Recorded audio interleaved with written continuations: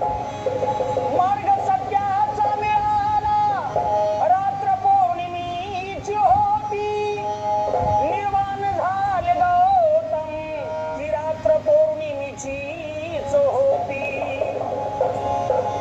काय कमी होते की सांगा त्या प्रभू गौतमाला, आणि सत्याला शोधण्याकरिता गौतम गेले निघून वनाला.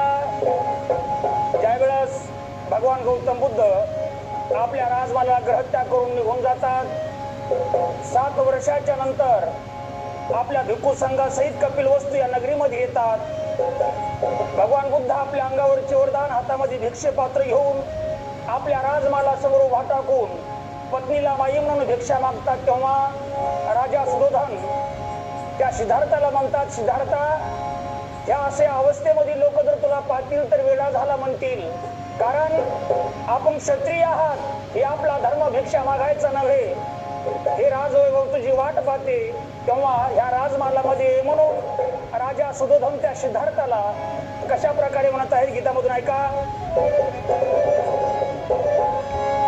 नगरी मध्ये या पुसतीन तुझला वेडा मनोनी, हसतीन तुझला लाडीच्या मुला, कुणाला काय मी सांगू, भिक्षा नको